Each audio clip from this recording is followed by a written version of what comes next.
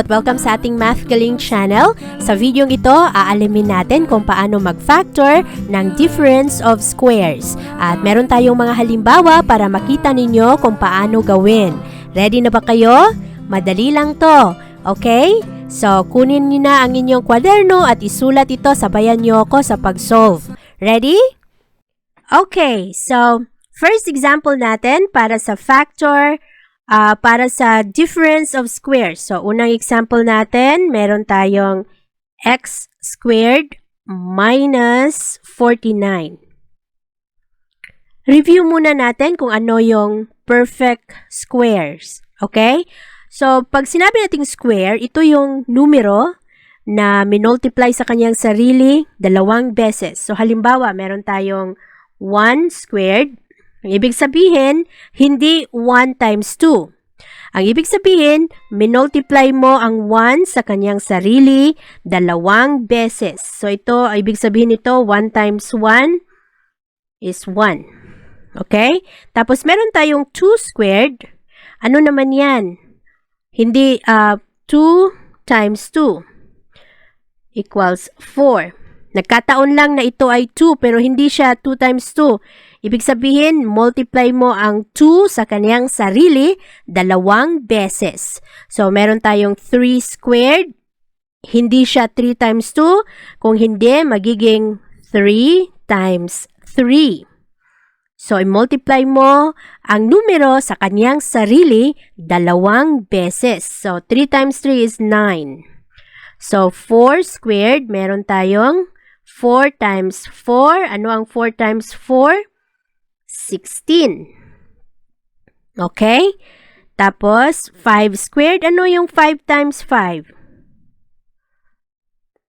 25. 6 squared. Ano yung 6 squared? 6 times 6? 36. 7 squared. Ano naman yan? 7 squared. 7 times 7, 49. 8 squared.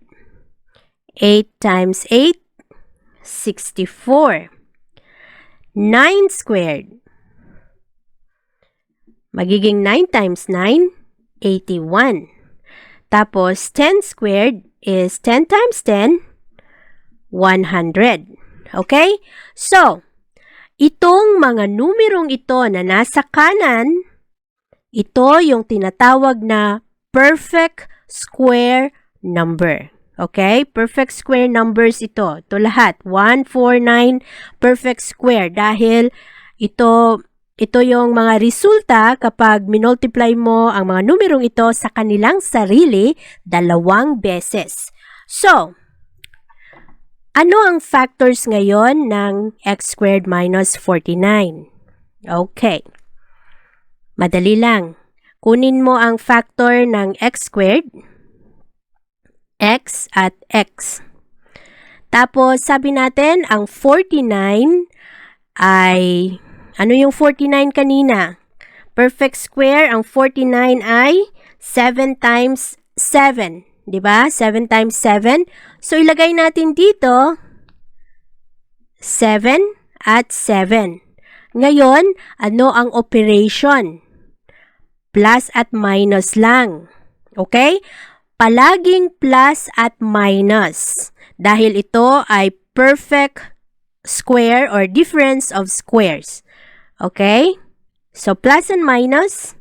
Tapos, ang factors ng pangalawang term. So, anong ginawa natin? Factors ng first term ay ang x at ang x dito. Tapos, plus at minus. Tapos, factors ng 49, 7 at 7. Ganyan lang. Okay?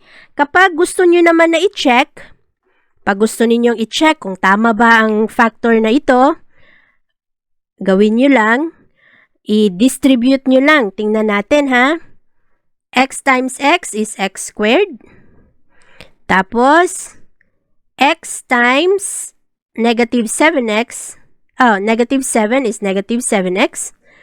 Tapos, ito naman, ang 7 at ang x, positive. So, positive 7x. Tapos, ito, ganyan. magiging negative 49. So, ang mangyayari, ito magiging 0.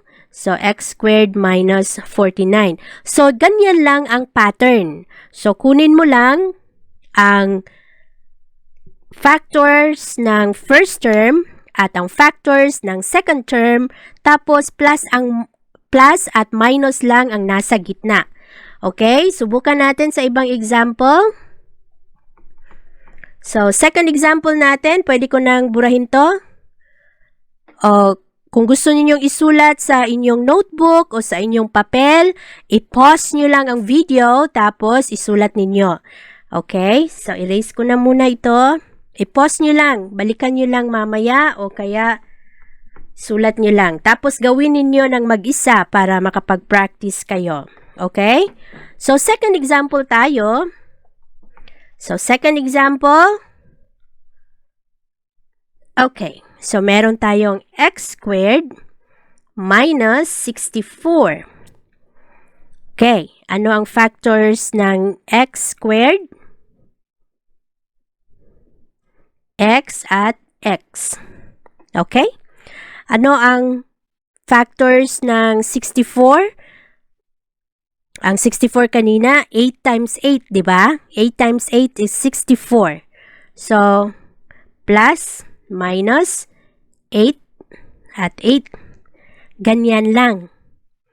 Okay? Kung hindi ninyo memoryado kung ano ang mga perfect square number, pwede nyo namang gawing mano-mano. Kagaya ng ginawa ko kanina na sinulat ko lahat.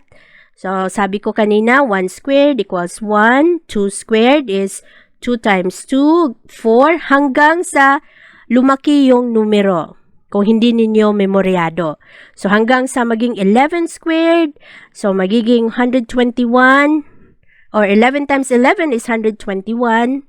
So, ganyan lang ang pattern, 121. Okay? So, ganito lang. Ang x, hatiin, x at x. Tapos, ito ay minus, so maging plus at minus. Tapos, ang factors ng 64, madalas sinasabi nila square root ng 64 ay ito at ito. Okay? So, third example tayo. Okay, tingnan natin. Third example. Meron tayong x squared. Ito number 3. X squared minus 100. Okay.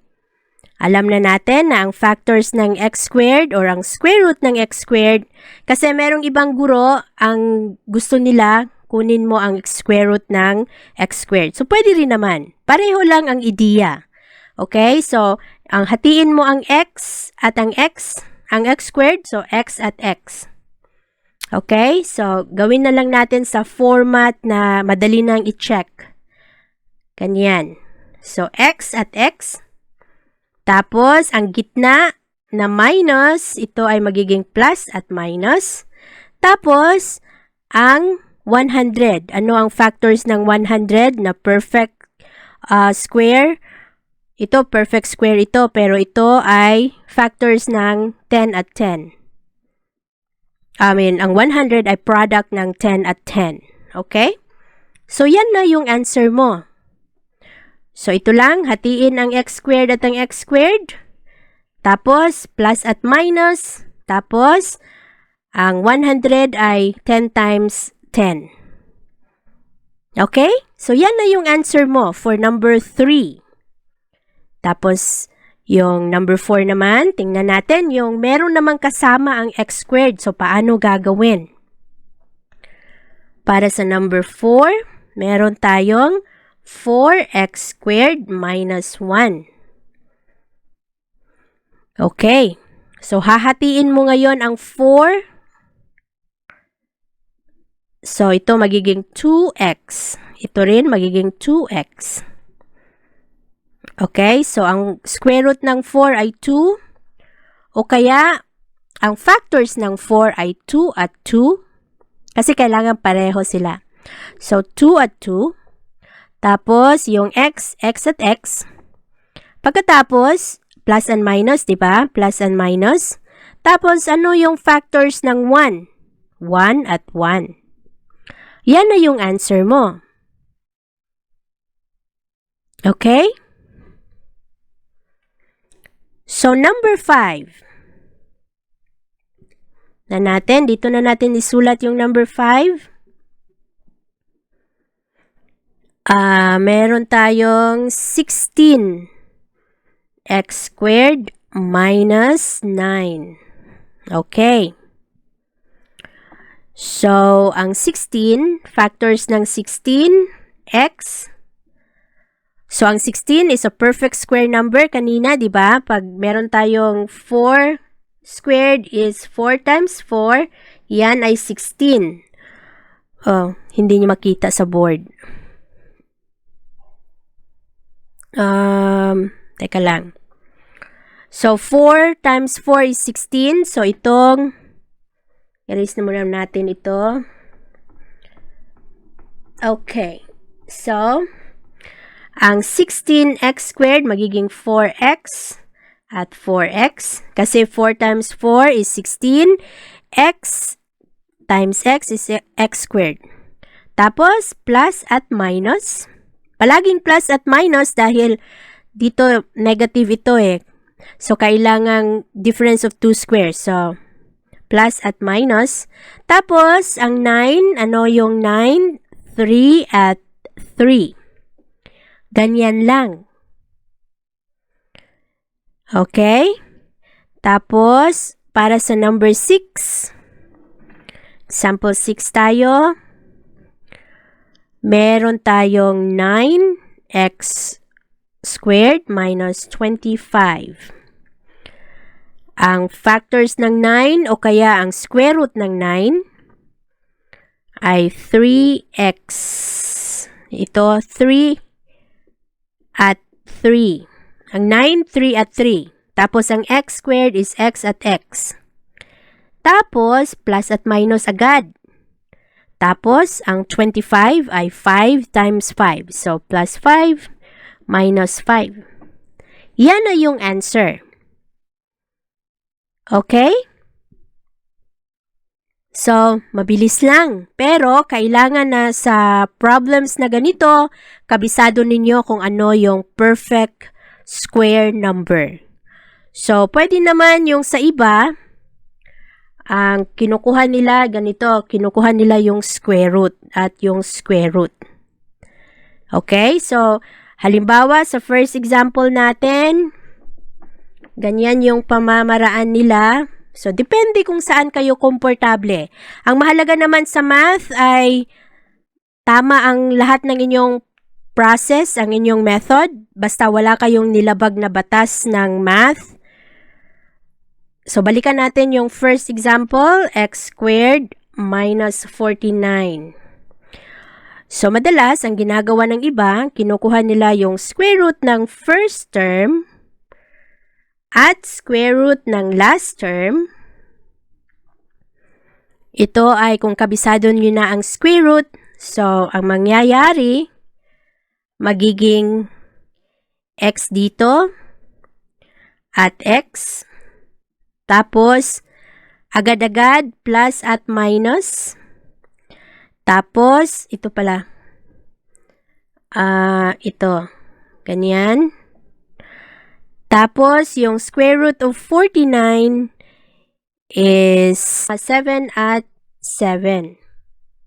At kung gusto nyo pa ng mga karagdagang halimbawa, hanapin nyo lang sa ating YouTube playlist. Madali lang itong hanapin dahil nakakategorize ang ating mga videos.